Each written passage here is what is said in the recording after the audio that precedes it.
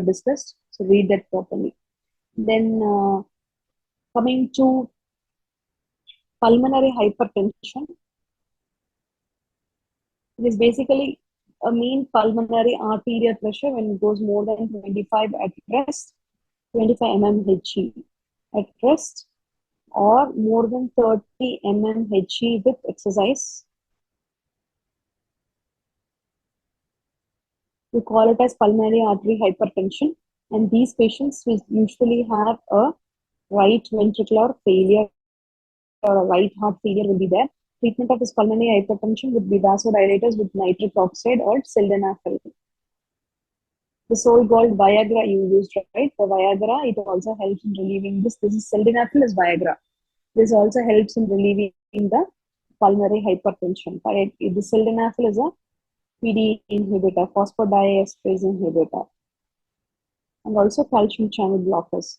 These can be given for the treatment of pulmonary hypertension. Then coming to obstructive sleep apnea, this is because of the obstruction of the airway because of obesity. Obesity, there will be an increase in the neck mass. Okay, the muscles are all increased, obese, so they end up having apnea and hypopnea episodes. Apnea means total, when the patient is sleeping, they forget to breathe. That is apnea. Hypopnea means the breathing, like the respiratory rate per minute is very less. That is hypopnea. So if you say this apnea hypopnea index, that means number of apnea during a sleep plus number of hypopnea by total hours of sleep. This will give the apnea hypopnea index, right? If this apnea hypopnea index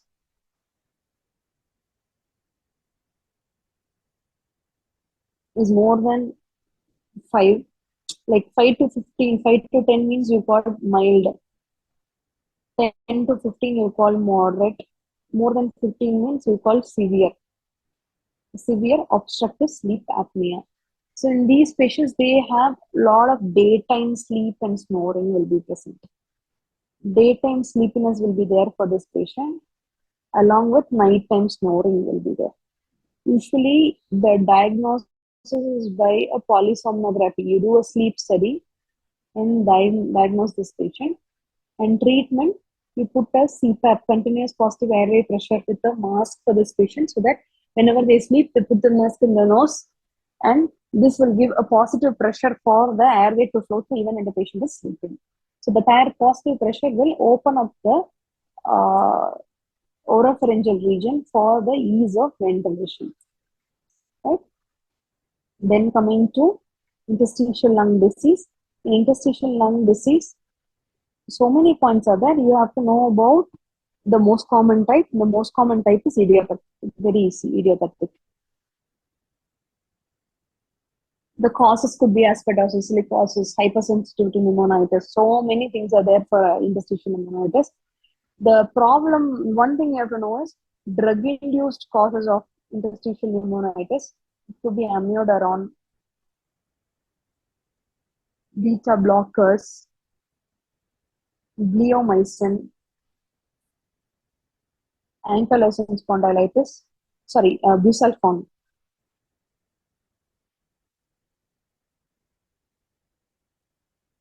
Busulfan, bromocriptine, and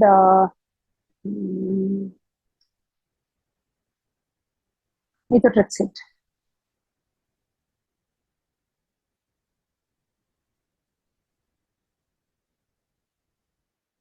Okay, these drugs taken long term, there are high chances that can cause an interstitial lung disease. The clinical features of interstitial lung disease includes a dry cough, dyspnea on exertion, and weight loss. Right? Chest X-ray will have bilateral reticular infiltrates.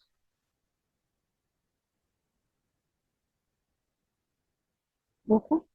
The one with the interstitial lung with disease with a good steroid response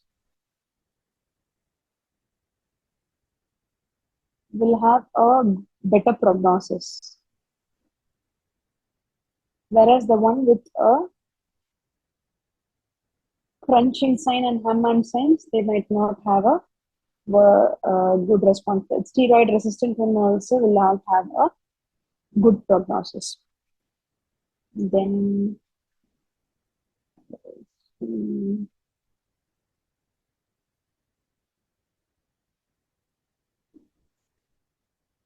points in respiratory system. Most common cause of emphysema.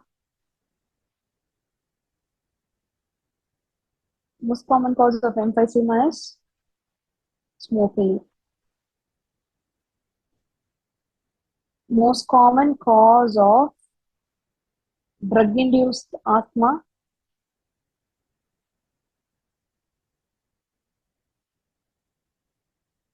Aspirin. Most common cause of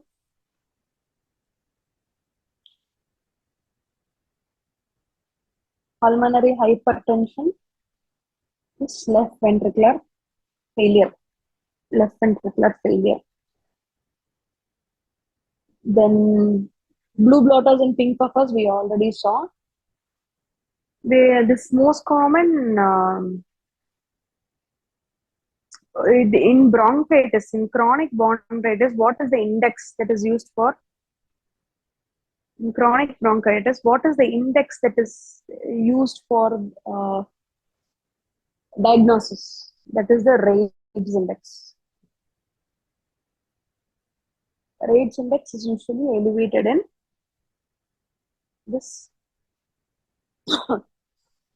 chronic bronchitis. Another MCQ is most common site of metastasis of lung cancer.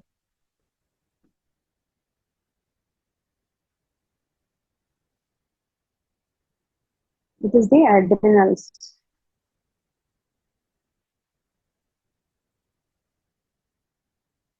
That's all regarding respiratory system. We will take a short 5 minutes break and then we'll start. Yes, ma'am. Okay, super. Next, important points in renal system. What is a marker of acute kidney injury?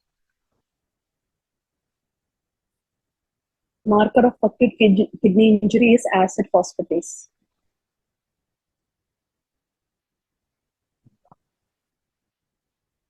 A person in dialysis has a high chance of getting what type of poisoning? Answer, please. The person with undergoing hemodialysis, they have a high chance of developing. Yes. Aluminium poisoning. Okay, they have a high chance of developing aluminium poisoning. Most common cause of death in a patient who is undergoing recurrent hemodialysis is cardiovascular problems. Most common carcinoma after renal transplant is skin cancer.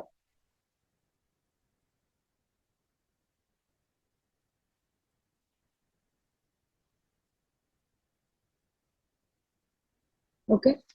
Then nephritic and nephrotic syndrome we already discussed in pathology.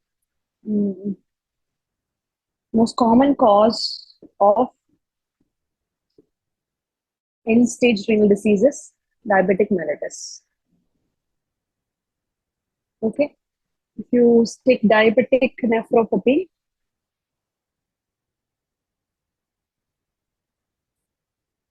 the MCQ points are most common type is the diffuse glomerular sclerosis.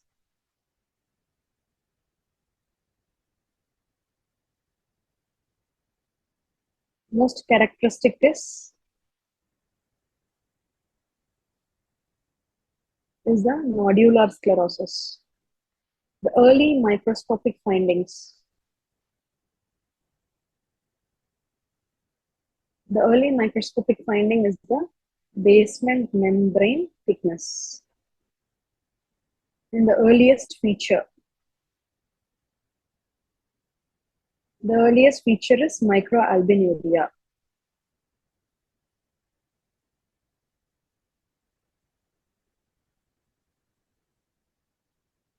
The earliest feature is the microalbuminuria, right? Then chronic kidney disease. It is a gradual loss of kidney function over a period of time. Most common cause is definitely hypertension. If you're grading, what is a normal GFR? What is a normal GFR for a patient, for a person? What is a normal GFR? Fast, tell me. 125 per minute. Yes, 120 ml per minute per meter square, centimeter square, right? This is the normal GFR. If the GFR is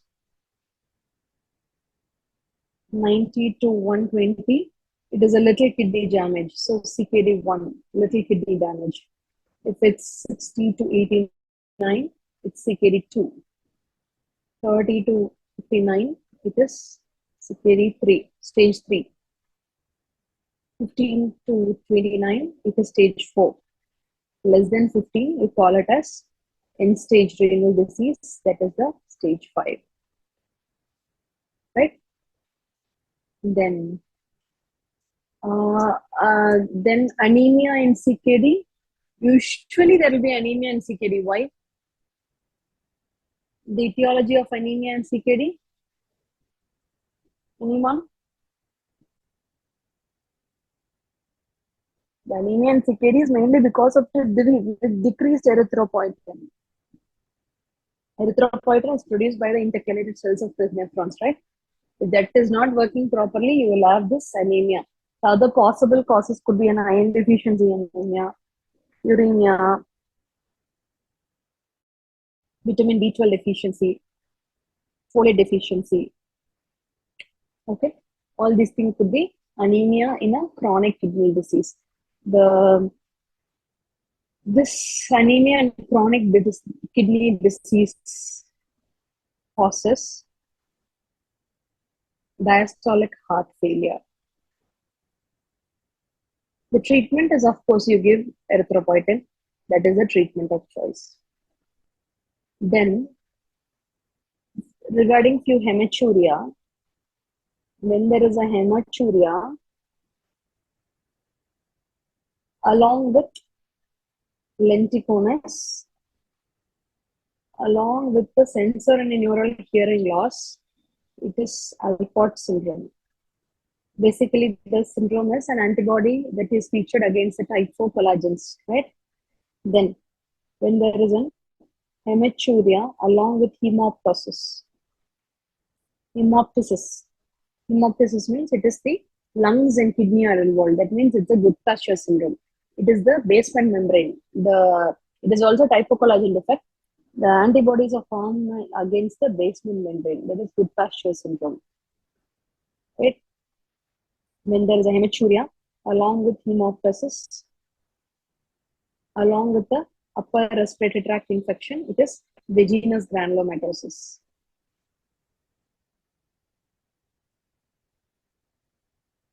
Okay, the C-ANCA positive and leads to rapidly progressive glomerulonephritis, and the treatments includes the, of course, steroids and immunosuppressants like cyclophosphamide and plasma exchange. Then hematuria along with the hesitancy in screening of urine. That means it is a benign prostatic hypertrophy. How do you investigate it? You do a investigation of choices. You do a uroflowmetry and diagnose it, and the procedure will be transurethral resection of prostate. Right? Then hematuria, which is painful.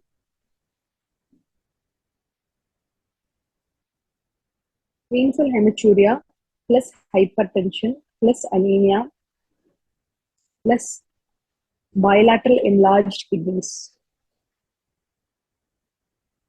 All these things are suggestive of polycystic kidney disease, right? Kidney polycystic disease, ultrasound will show more than 3 cysts. That is a diagnostic pattern. What are the other most common extrarenal sites of cyst? Extrarenal sites of cyst would be liver. Okay. Then painless hematuria. Painless hematuria along with the increased kidney and prostate size.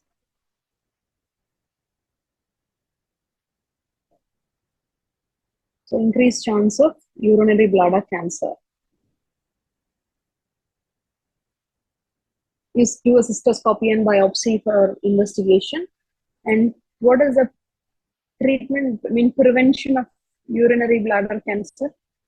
The vaccine for prevention of urinary bladder cancer is BCG vaccine. Right? Then painless hematuria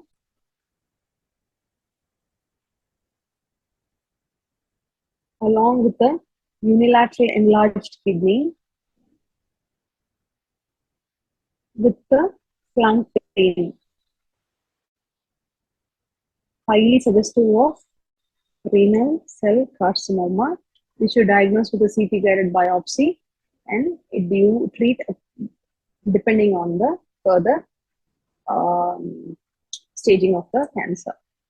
Then, if hematuria due to some calculi, and if you want to identify where the calculus is, how will you identify? Whenever there is a hematuria that is coming out throughout the stream of the urine, that means that the bleeding is from the kidney, right? Whenever there is a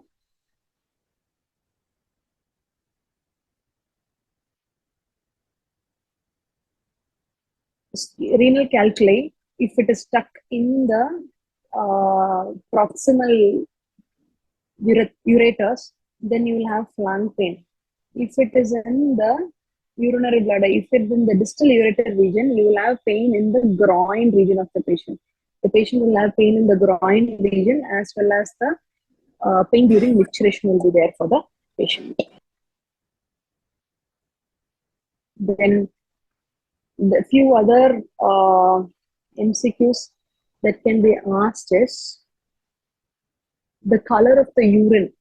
If it's a brown urine, what is the possibility? Brown urine means it could be a side effect of nitrofurantoin.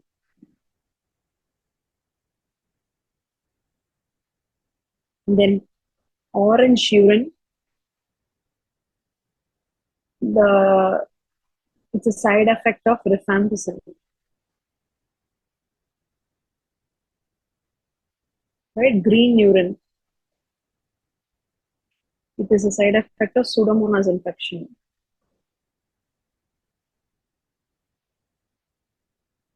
Black urine, we have it in alkapnuria.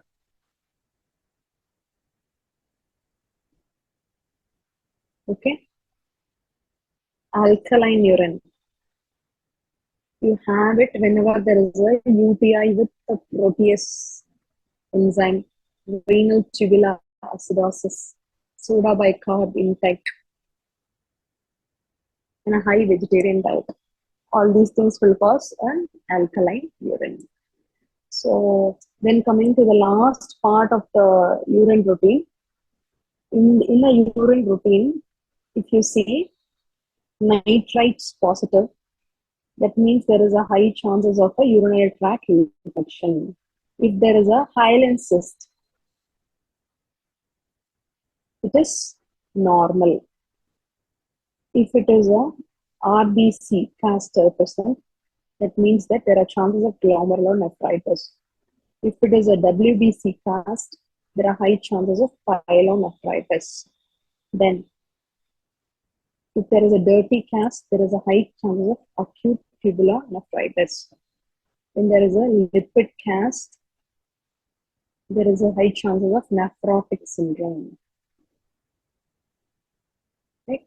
When it is a broad cast, there is a high chance of broad cast or a granular cast. Then there are high chances of a chronic renal failure to be there for this particular patient. Right? Next, coming to endocrine system, the important thing which you have to know in endocrine system is pheochromocytoma.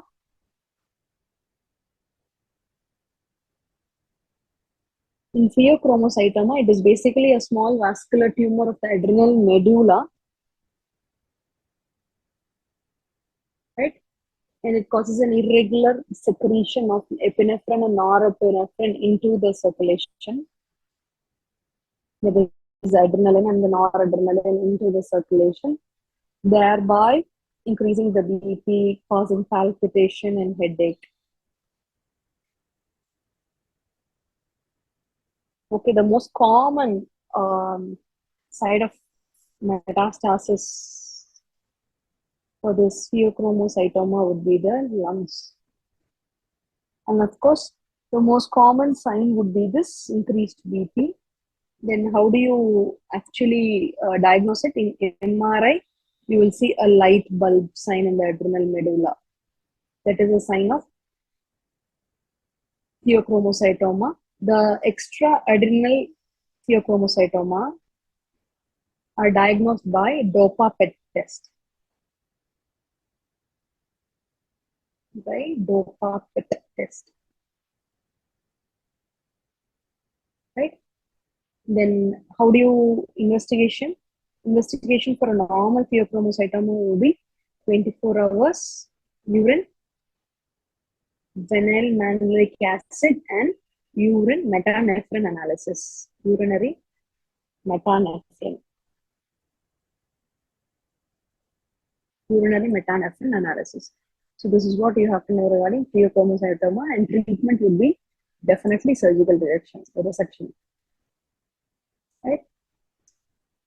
Then coming to the adrenal other parts is the congenital adrenal hypertrophy, Addison's disease, and Cushing syndrome.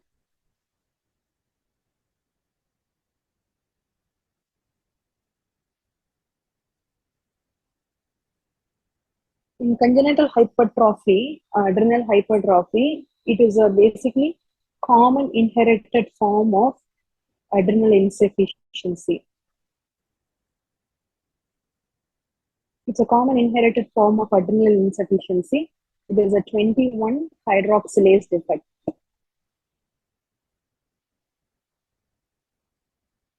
Here, there is an increase in the ACTH hormone and decrease in the aldosterone and decrease in the cortisol. The treatment of choice would be chordosynthesis. Right? Then, Addison's disease, it is a disorder where the adrenal gland does not produce much enough hormones. So, there will be an increased ACTH, but the hormones output will be less, cortisol will be less. And the most common cause would be autoimmune. And most common cause in India is TB of the adrenal gland. And also most common cause of Addisonian crisis. Most common cause of Addisonian crisis is steroid withdrawal. Right? This is what is regarding Addison's disease. Then Cushing's means opposite, too much of cortisol in the body. Increased cortisol in the body, that will cause Cushing syndrome. The patient will usually be obese, highly nervous. These patients will have buffalo hump. Depression will be there, osteoporosis will be there for the patient. The patient will have amenorrhea, okay? Ammonia and impotency will be there. Then patient important feature is proximal myopathy. Proximal myopathy could be there for the patient. Of course, the patient will be hypertensive, obese, all will be there. Along with this, you have something called as polyuria will be there for this patient. Polyuria means the body, after eliminating so much of polyurine, the patient will have hypokalemic metabolic acidosis inside the body. Okay, how do you investigate it? You give a low dose dexamethasone suppression test. Low dose dexamethasone dexa suppression test.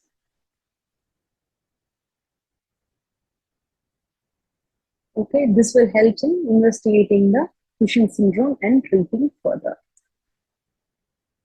Then you have to know about few enzyme deficiencies in congenital adrenal hyperplasia.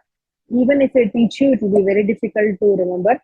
So just remember one thing. Among all the enzymes that is deficient, everything will have hypertension except 21 beta hydroxylase deficiency. In congenital adrenal hypertrophy, 21 beta hydroxylase deficiency will have hypotension. Only this will have hypotension. The remaining enzymes will all have hypertension. Just remember this. This will be the only question.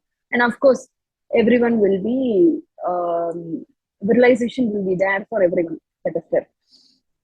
Then in endocrinology, you have to know about diabetes. Diabetes type 1, autoantibodies against the insulin, beta cells. So there will be insulin destruction. You won't have it. Type 2 is basically insulin resistance, right? Gestation diabetic mellitus, it is diagnosed after 12 weeks of gestation and it has to settle after within 4 weeks postpartum, right? That is gestational diabetes. Then what else is there? Maturity onset diabetes of the young, the MODY. It is characterized by impaired secretion of insulin. Impaired insulin secretion, no defect in insulin action. With no defect in insulin action. That means sensitivity is normal, but insulin is reduced.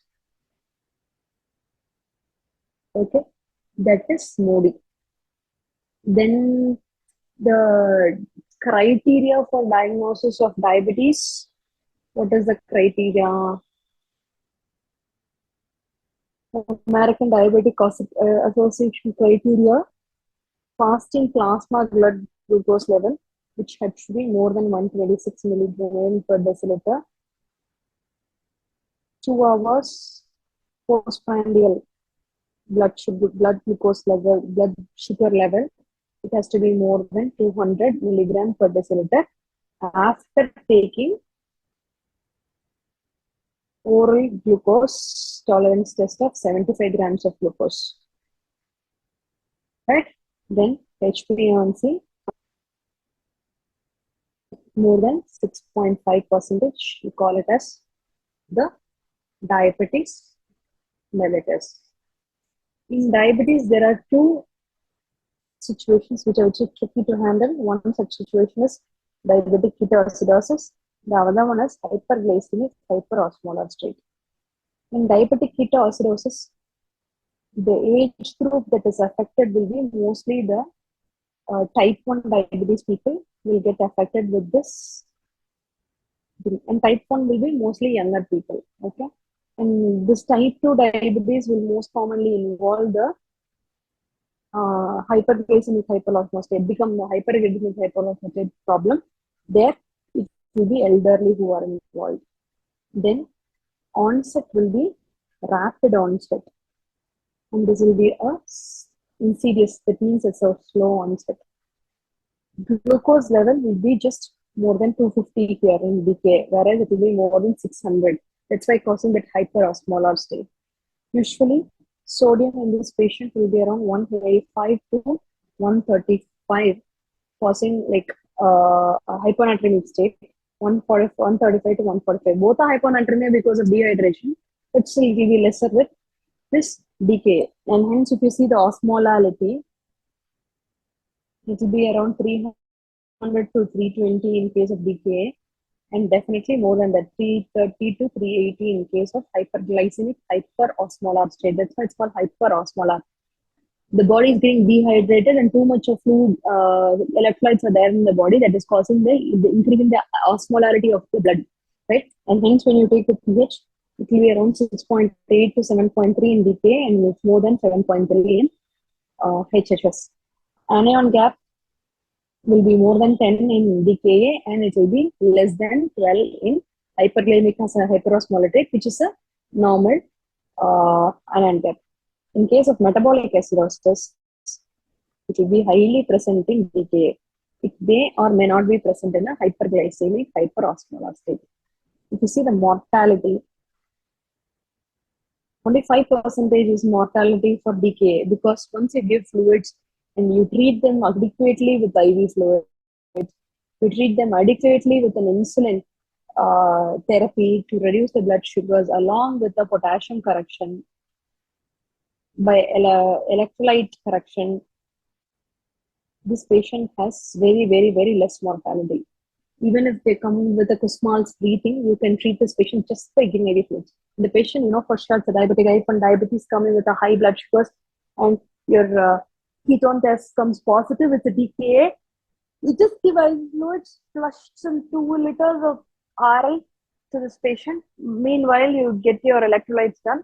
Just by giving the fluids, you'll be able to find out that the patient's breathing pattern has improved, the ducting has improved. Whereas HHS is difficult to treat. The treatment is, of course, the same: IV fluids, insulin, potassium correction, but still, it's difficult to treat. I mean, the pathology is difficult to handle rather than a DKA, right? So this is what is regarding diabetes. Then coming to diabetic insipidus and SIADH, severe inappropriate antidiuretic hormone.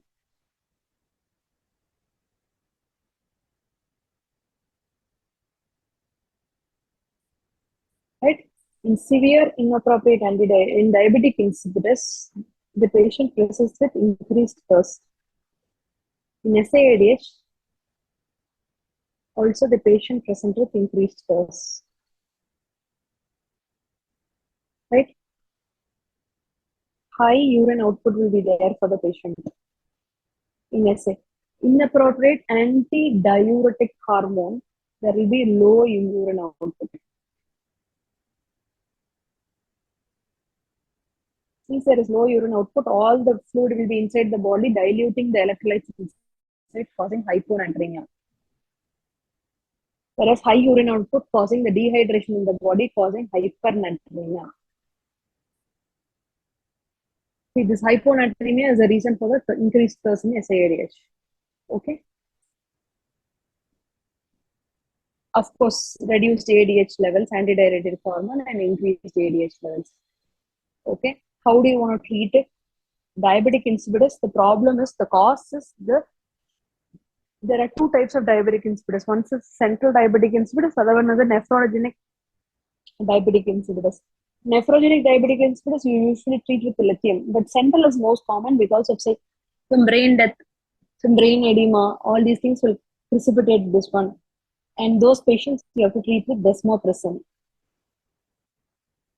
and of course fluid correction. Whereas this SIADH, you treat it with, first you treat the cause. Second thing, water restriction. And you treat with this, you treat the sodium correction. And you treat with the vaptans, tolvaptan, Those vaccines you can give. Then demiclocycline. And last measure you can use Lasix, that is the furosemide. Mostly it will settle with the vaccines. Okay. So this is what is regarding the endocrine system. So, we'll take a 5 minutes break. My throat is getting dry. We'll take 5 minutes break and then we'll start with the connective tissue disorder, hematology, and then we'll finish it. Am I audible? Is my screen visible? Guys, am I audible? Is my screen visible? Okay. Connective tissue disorders. In this, we have to know about SLE. The most common presentation of SLE is the joint pain. And the most common cause of death in SLE is lupus nephritis. Right? Then what else? There is something called cardiac lupus, which presents as pericarditis. How do you treat it? Steroids, aspirin. That is what is the treatment. In SLE, 2 points are important. Then Sjogren syndrome.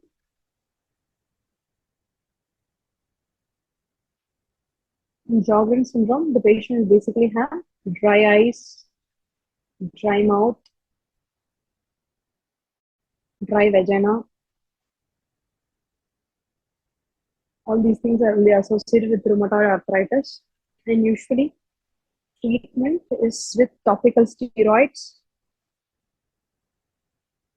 and methylcellulose eye drops.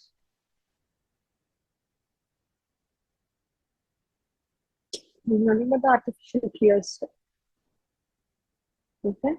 Then scleroderma. Scleroderma has many varieties, limited scleroderma, diffuse scleroderma. If the scleroderma, if it involves the anti-SCL70 chromosome, that is a DNA topoisomerase, it is a diffuse scleroderma. Whereas when it involves the anti-centromeres, it becomes the limited scleroderma, that is CREST syndrome.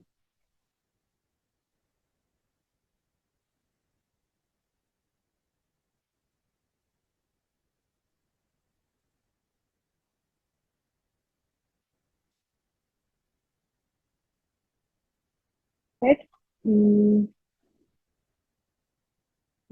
CREST syndrome, what are the properties of CREST syndrome? CREST.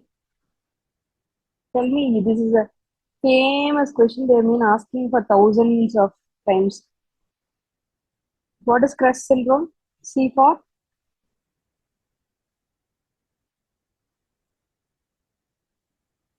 C for? Am I audible? Am I audible? Yes, Yes ma'am. or no? Okay. C for? Yes, ma'am. C for calcinosis. R for Raynaud's phenomenon, where you have spasm of the blood vessels when the extremities are exposed to cold or stress. Then E for esophageal dysfunction. Then S for sclerodactyly, thickening and the tightening of the skin on the fingers and the hands. Then T for telangiectasia, where there is a dilatation of the arteries causing red marks on the skin. So this is the CREST syndrome. Have to note this. It's very important that you memorize the CREST syndrome. In diffuse The entire scleroderma, there will be a leather-like skin in the body.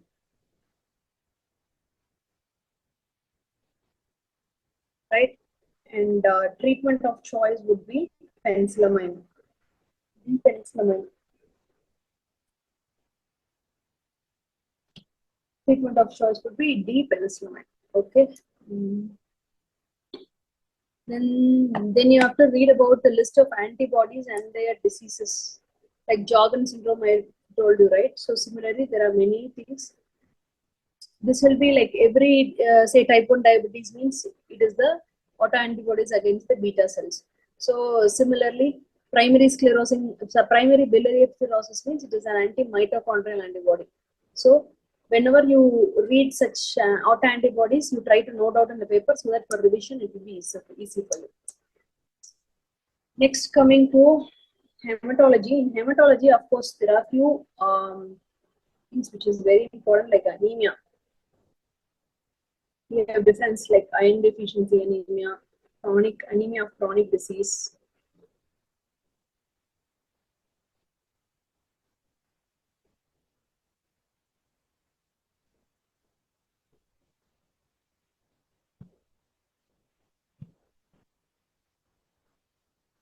Sideroblastic anemia, thalassemia, iron overload. You basically differentiate all these things by your investigations. So if you take ferritin, serum iron, total iron binding capacity, red cell distribution width, and saturation. In iron deficiency anemia, the ferritin will be reduced because the iron stores are reduced. Serum iron will also be reduced. Total iron binding capacity will be increased because, like, if iron comes, they will be ready to attach to it. So red cell distribution with increase, saturation is decreased because less iron. Anemia of chronic disease, ferritin can be either normal or high. Serum iron can be less or normal. This total iron binding capacity also normal or less. Everything else will be normal. Okay. Sideroblastic anemia, there will be increase in ferritin, increase in iron. Total iron binding capacity is normal. Red cell distribution will be high and saturation will be either normal or high. In thalassemia, you will have a normal or an increased ferritin, normal or an increased serum iron. Total iron binding capacity is normal. Normal red cell distribution width and normal saturation. Normal or high. This is the one with thalassemia, normal or high. In iron overload, of course, ferritin will be high, iron will be high, but capacity will be normal, and saturation will be high. In this, I will mark the important things that you have to know. Total iron binding capacity will be high in IDA, with the iron deficiency anemia. Right? Most of the thing, everything will be normal in anemia of chronic disease. Right? In thalassemia, red cell distribution will be high. In iron load, overload, saturation will be high. These are the points in which they can ask you the questions. Then coming to the anemia based on the histopathology, like microcytic anemia, microcytic hypochromic anemia, normocytic normochromic anemia, macrocytic anemia. Right? In a microcytic anemia, MCV will be less than 80. Normocytic 80 to 95. Macrocytic is more than 95 femtoliters. Okay, everything is femtoliters. MCH will be more than 27. This was the hypochromatic. MCH more than 27. If MCH is less than 27, it is hypochromic. Sorry, I think I made a mistake. Hypochromic means less than 27. Normochromic means more than 27. MCH will be more than 27. The conditions in which you have this microcytic, normocytic, macrocytic, all these things.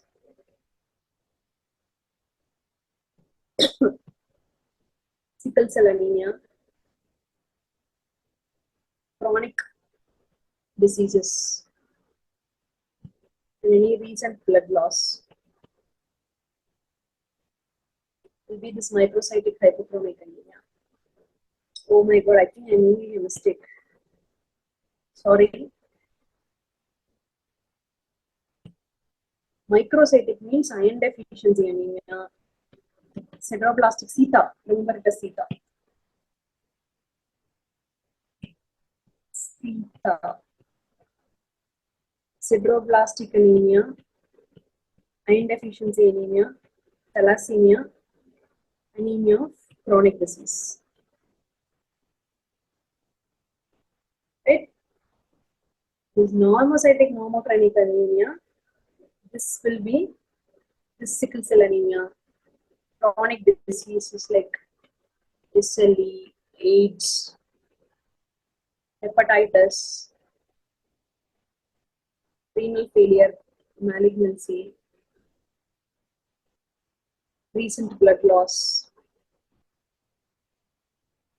Macrocytic anemia, very obvious. It's a megaloblastic anemia because of vitamin B12 or folic acid deficiency. And you have it in liver disease, and you have it in pregnancy also. Right? Microcytic hypochromic, normocytic normochromic, and macrocytic anemia. Right? So this is what is regarding anemia. Then sarcoidosis. Sarcoidosis is a granulomatous disease. We saw already. It is a non-case-eating granulomatous disease. The acute sarcoidosis will have acute symptoms like cough, dyspnea, anterior uveitis, then erythema nodosum,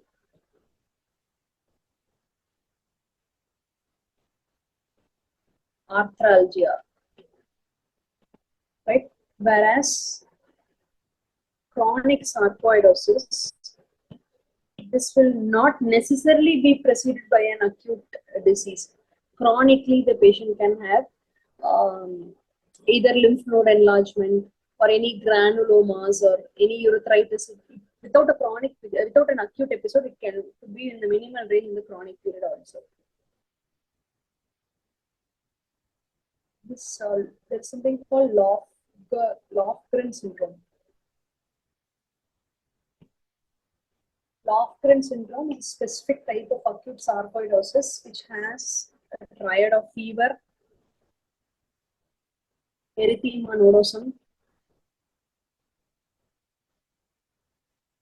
and bilateral hilar lymphadenopathy.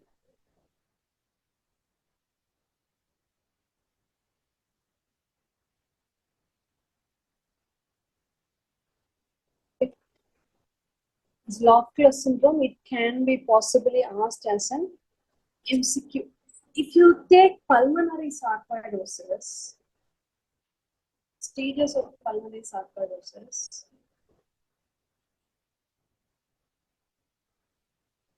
you know, sarcoidosis is a non-caseating granuloma, right? In stage 0, you will have no signs of granuloma. Stage 1, lymphadenopathy will be present along, with the granuloma. Granuloma in the lymph nodes. Right? Stage 2 will have granuloma in the lymph nodes and the lungs. In stage 3, has granuloma in the lungs only. Stage 4 will be pulmonary fibrosis.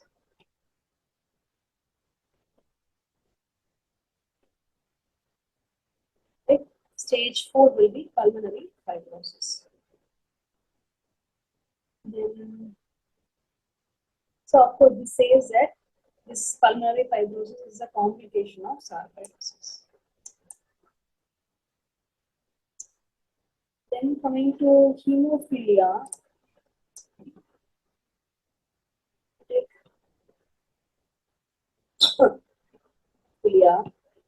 Hemophilia A is because of deficiency of factor 8. Factor 8 deficiency. Hemophilia B is because of factor 9 deficiency. And hemophilia C is because of factor 11 deficiency. Right? At least you remember this. And if you go to the lymphomas, you have two types of lymphoma, right? Hodgkin's and non-Hodgkin's.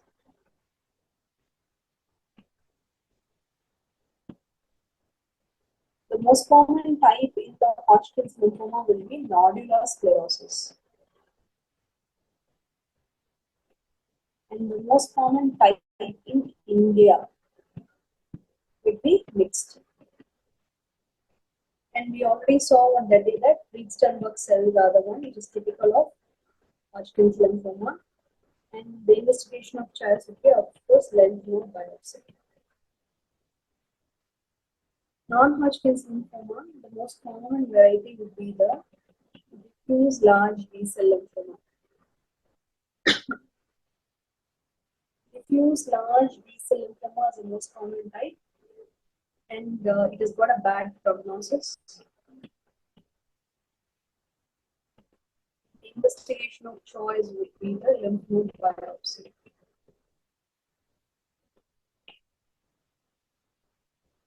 Alright.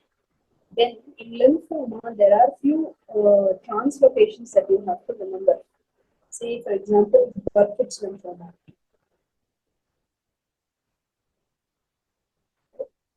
Burkitt's lymphoma, it is a chemosensitive agent. It is the translocation of the 18 and 4. The so-called Robertsonian translocation, right? It's a Robertsonian translocation between chromosome 8 and 14. Then, mantle cell lymphoma. Mantle cell lymphoma, translocation 11 and 14.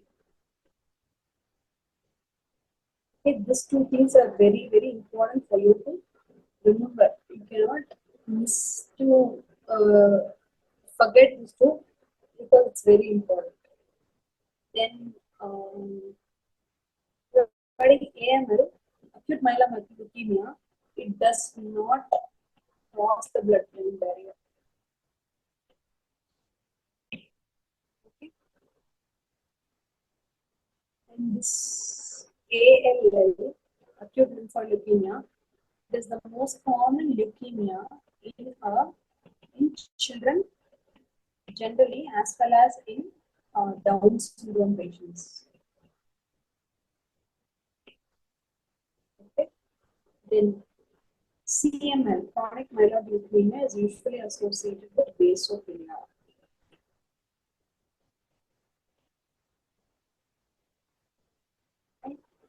CLL is the chronic leukemia is the most common adult leukemia.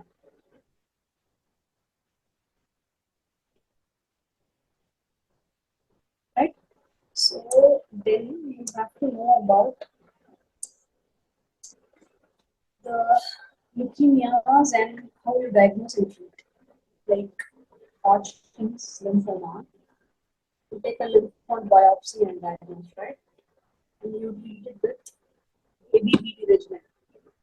Adriamycin, bleomycin, vincristine, and taxopressine. I forgot the name of the alone. Okay. See D around in this one. ABBD regimen. What you treat. In case of a non-Hodgkin's lymphoma, you do a lymph node biopsy. Okay. What is the regimen name for non-Hodgkin's lymphoma? Anyone?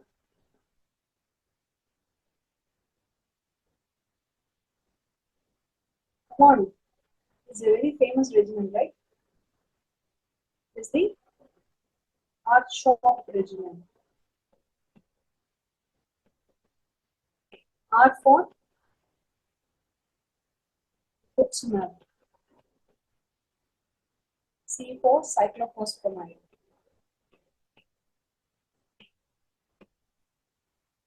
H for doxorubicin. O is for vincristine. P is for prednisolone. Right? This is the arch of Bridgman. ABVD you see once. Then AML. AML you diagnose with the bone marrow aspiration. Right? The treatment will be cytarabine and donorubicin. ALL is also bone marrow aspiration. This intrathecal, along with the chemotherapy, you give intrathecal methotrexate.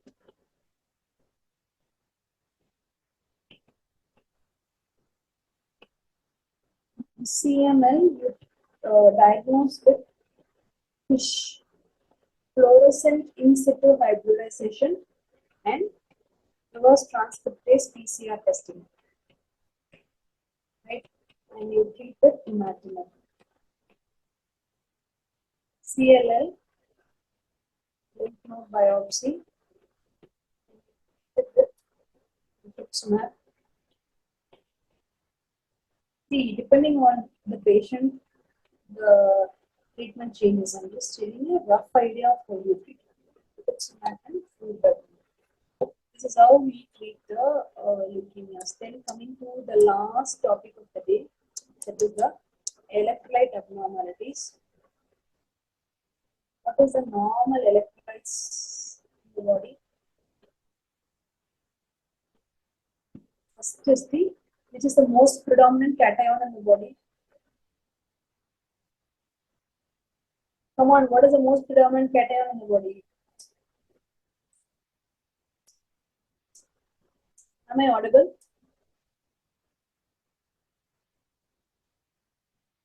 Am I audible? Yes, ma'am. Okay, what is the most predominant cation in the body?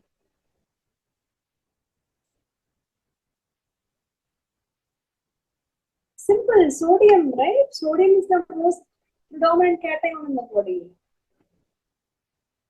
Okay. Sodium, the normal sodium in the body, serum sodium would be 135 to 145 milliequivalents per liter, right? Then normal serum potassium, what is the value? 3.5 to 5.5 milliequivalents per liter. Then serum calcium, it is 8.5 to 10.6 milligram per deciliter.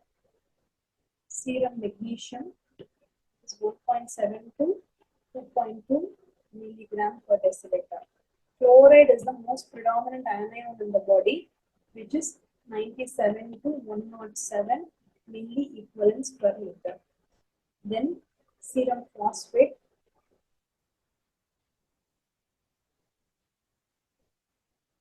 would be 0.81 to 1.45 millimole per liter. Okay. So this is what is regarding the serum phosphate.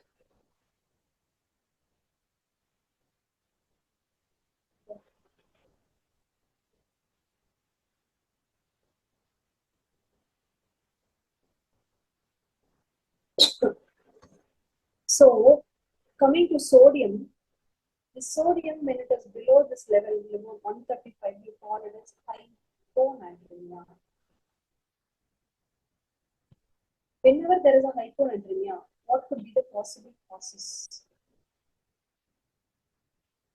Causes of hyponatremia include increased ADH, SIADH, adrenal insufficiency, diuretics, hypervolemia,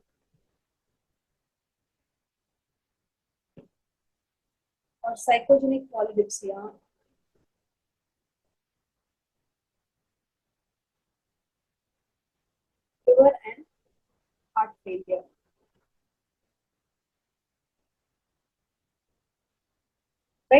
these are the causes of hyponatremia. And how will it present? You can remember it as salt loss, right?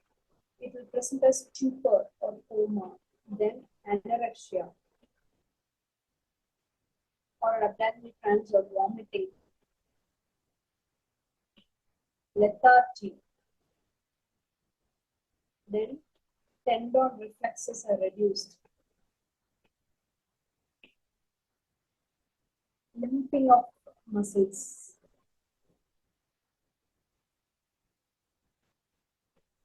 orthostatic hypotension,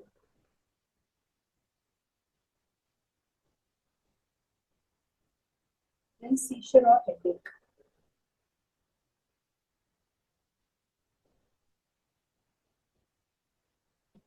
Right? This is the signs and symptoms. How will you manage treatment? First, you give an isotonic solution, that is 4.9% normal saline.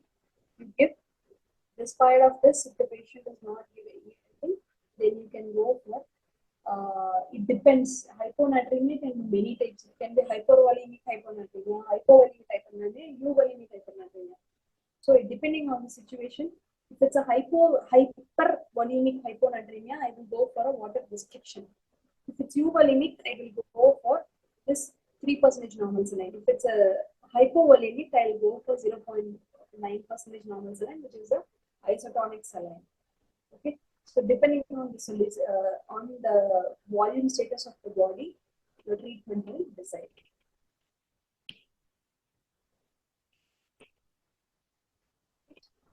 Then next, hypernatremia.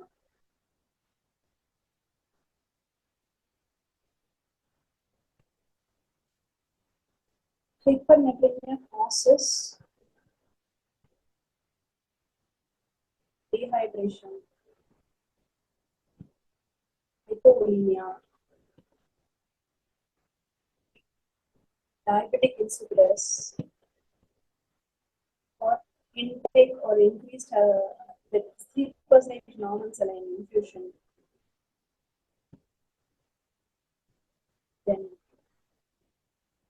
too much of sweating and respiratory infections, and hyperaldosteronism.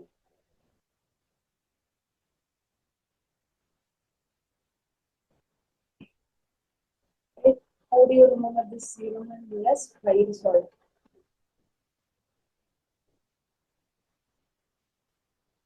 This fever or restlessness or irritability. I for BP, tension, edema. What is the edema? Edema is a fluid retention.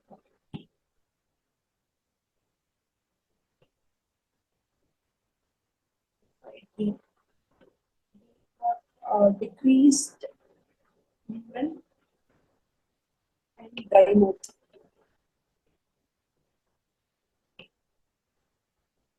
Skin flushing, agitation, low-grade fever, thirst. So treatment could be 3% normal saline or water replacement, or you can go for diuretics. In this another case, I can say if it is a sorry, I made a mistake. It's not 3% normal saline. Isotonic saline. And the patient is hypovolemic, I will go for isotonic saline. And the patient is hypervolemic, I will go for diuretics. And the patient is euvolemic, I will go for water replacement. That's how you can treat the sodium inside the patient. Then coming to potassium, Potassium, if it is more, it is hyperkalemia. The causes of potassium increase is renal failure, most common, Addison's disease. Then other drugs like ACE inhibitors, ARB, diuretics, all these things come in, like digoxin cause hyperkalemia. And pattern of presentation was murder, muscle cramps, urine abnormalities, respiratory distress, decreased cardiac contractility,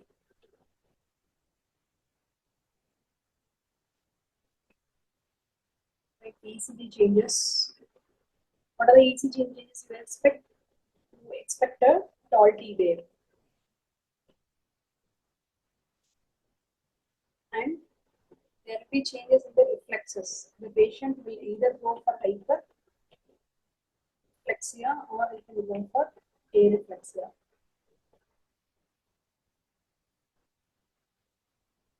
Right? How do you treat? First treatment is salbutamol nebulization. Second, you put them on cation exchange resins like the K binder.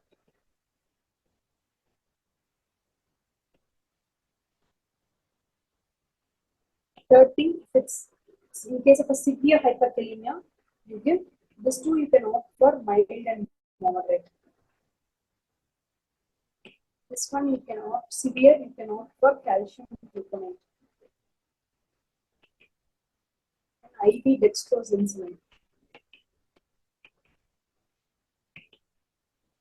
Right? When it is very, very severe, only option is what? To go for hemodialysis. This way, in a very hyperkalemia, it is removed by hemodialysis. Then hypokalemia. Whenever fluid and electrolytes loss is there in the body, it is hypokalemia. Increased urine output due to intake of some diuretics, malnutrition,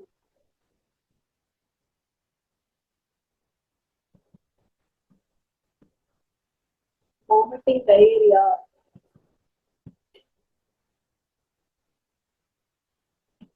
hypomagnesemia,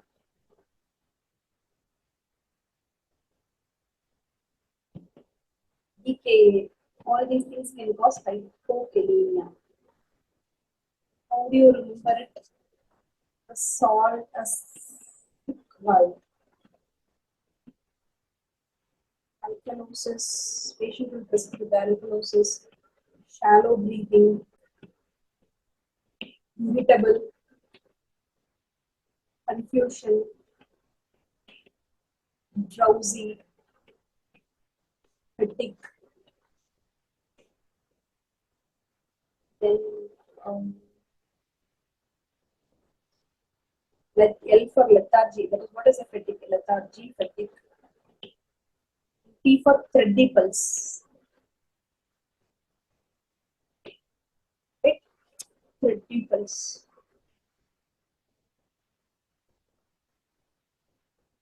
What are symptoms and how do you treat KCl infusion? You can give 20 to 30 milliequivalents of potassium chloride in a 500 ml. You can give it over around 3 to 4 hours. And you can put them on an oral hot cloth syrup, KCl syrup also for people who can tolerate orally. And if there is a hypervolemia, you can go for potassium sparing diuretics.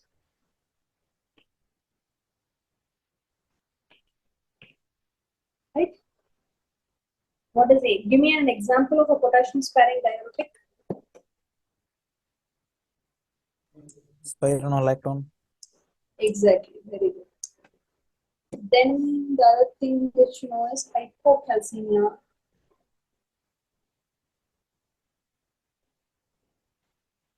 It's hypocalcemia.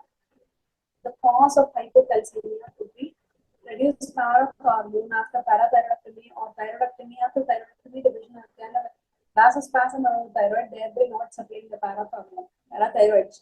So reduced parathyroid, then reduced phosphates, reduced vitamin D, renal failure, liver failure, sepsis, pancreatitis, osteomalacia, malabsorption. All these things are caused by hypocalcemia.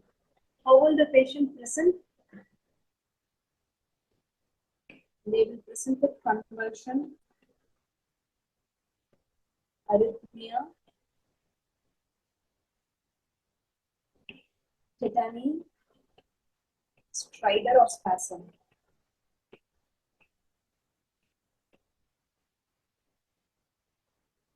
Okay, in hypocalcemia, when you inflate the BP cuff in the brachial region, the patient will try to flex the first metacarpophalangeal joint and extend the remaining joints. What is that sign called as? It's called as the trochleus sign. Right? Then if you tap over the facial nerve region, there will be tetany of the surrounding area. That's called a Chebok's sign. Right? How do you treat it? Of course, you have to replace with either IV calcium or oral calcium. Initially, you give IV calcium. Calcium chloride is far more effective than calcium gluconate. So, if the patient is in a severe hypocalcemia, you treat them with IV calcium chloride. If it is less than that, a moderate hypocalcemia, you can give calcium gluconate, and oral supplements are also available. You always treat it along with vitamin D. Okay, vitamin D helps in the absorption of oral calcium from the gut. Right? Then next, hypercalcemia.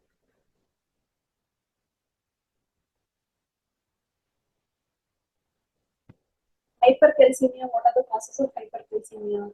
First, as usual, hyperparathyroidism, increased vitamin D, increased calcium intake, thiazide diuretics, malignancy, or immobility. Right? All these things have high chances of hypercalcemia. How will it present? It will present as that. Present as bone pain, arrhythmia, cardiac arrest, kidney stones, muscle weakness, then excessive urination.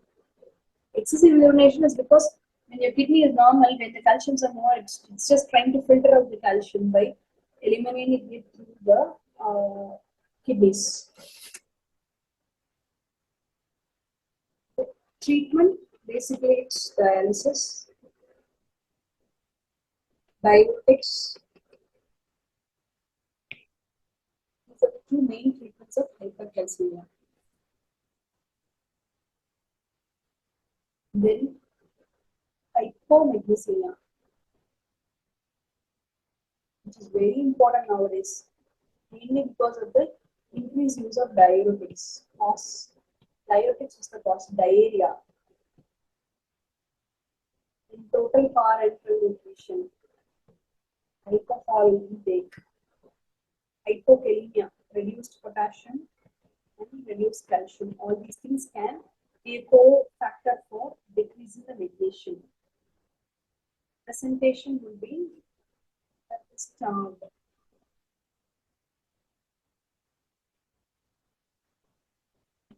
These patients usually present with shallow breathing or seizures. Seizures is a very typical presentation. Then tetany could be there for the patient. Patient will definitely have arrhythmia. And the patient will have vomiting.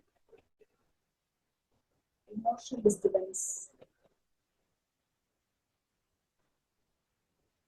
confusion, then the deep tendon reflexes can be increased. How do you treat this? Simple. IV magnesium sulfate. Put on them on infusion of IV magnesium sulfate, automatically they will get settled down. And of course, oral, for people who can tolerate oral tablet, oral medication is also available.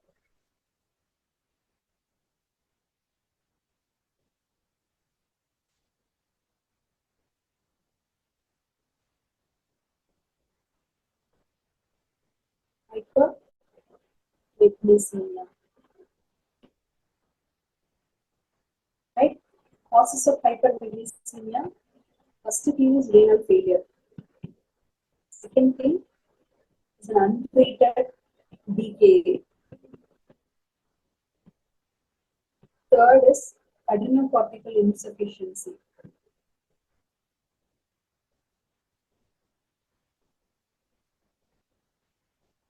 Fourth is lithium toxicity. Okay, these patients have a high chances of having a hypermagnesemia, having more than 2.2 milligram per deciliter. And remember, it is renal.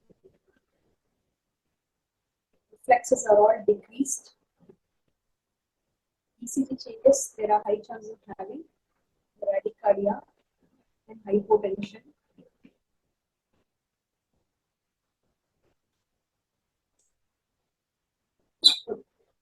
Nausea, vomiting.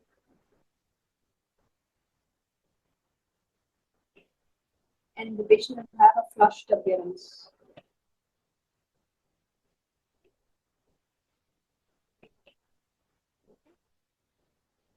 How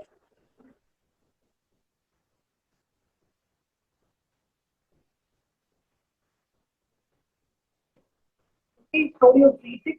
Basically, you treat the cause that is always there.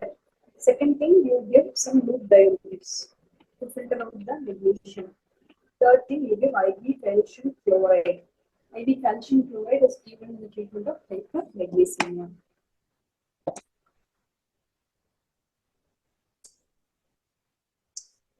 Next, coming to the ECG changes that happens in the electrolyte imbalance.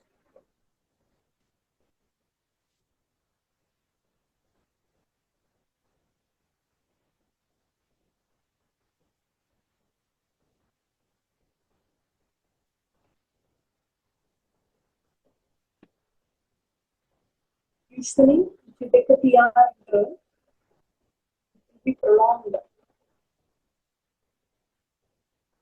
In case of hyperkalemia and hypocalcemia. QRS wide with hyperkalemia and hypercalcemia. Right?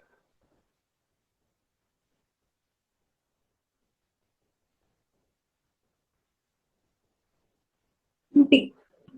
QT will be short. Hypercalcemia.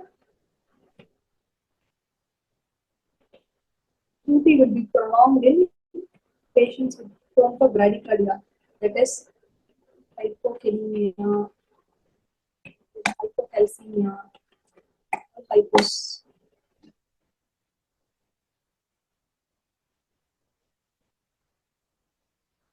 Hypomagnesemia. Okay. This is regarding the QT. Then ST segment will be elevated. Of course, we know it is an elevated in MI, right?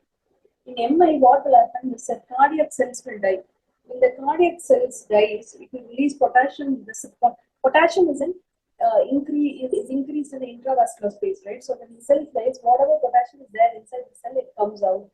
After a necrosis, the contents will all come out, right? So there will be hyperkalemia in the surrounding area. So this is the reason for this ST elevation in MI.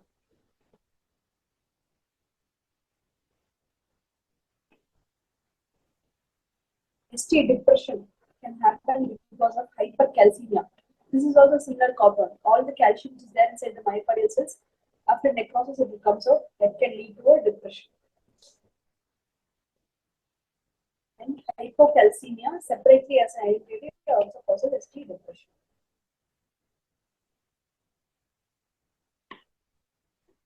I think I made a mistake.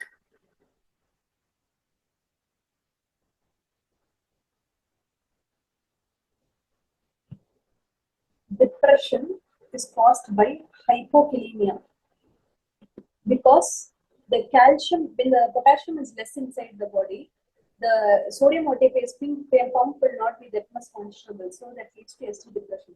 So that is hypokalemia. Then hypercalcemia.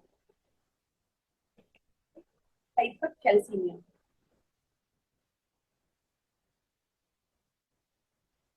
Anyway, T wave, tall T waves will be seen in hyperkalemia, whereas flat T waves will be seen in hypokalemia.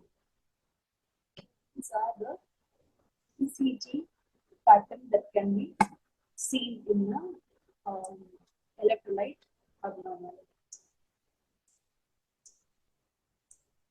And then coming to few arrhythmias that you have to know of. Yesterday itself we spoke about few arrhythmias. Still to mention few. It's an atrial origin. It could be an atrial flutter. Usually in an atrial flutter, you have some sawtooth waves like this. Normal waves will be there, along with that sawtooth waves will be there. That's an atrial flutter. The atrium usually it beats at the rate of 230 to 250 to 350 beats per minute. Whereas the ventricular rate will be 100 to 175 per minute. Right? And the Q. This is atrial flutter. It's atrial fibrillation. No P waves will be there. Okay. Rest. Go on like this. P waves will be absent, and second thing, the rates will be more than 100. The heart rate will be more than 100. That is the RR interval. Will tell you the heart rate, right? That will be more than 100 definitely. That is atrial fibrillation. Then multiple atrial tachycardia is having P waves with more than 3 morphologies. There are different P waves that can happen. Multifocal atrial tachycardia. One P wave can be like this. The other P wave can be bifid. The other P wave can be small like this. So P wave pattern differs. That is multifocal atrial tachycardia. What is ventricular tachycardia? VT. You see like this. It is a VT. Hemodynamically stable. You give amiodarone. If you are hemodynamically unstable, mostly VT will be hemodynamically unstable. So you give the patient cardio with that patient. Ventricular fibrillation, it is because of the sudden cardiac death. Be like this. This is ventricular fibrillation.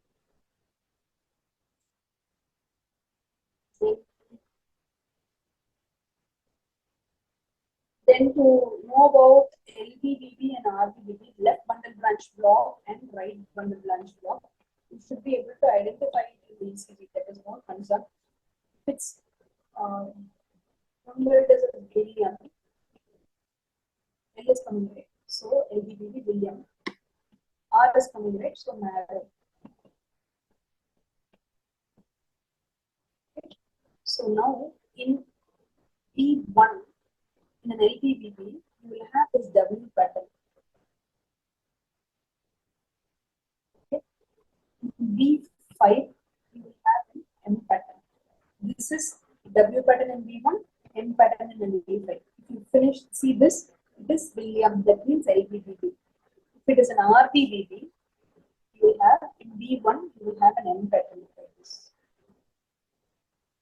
In B5 or B6,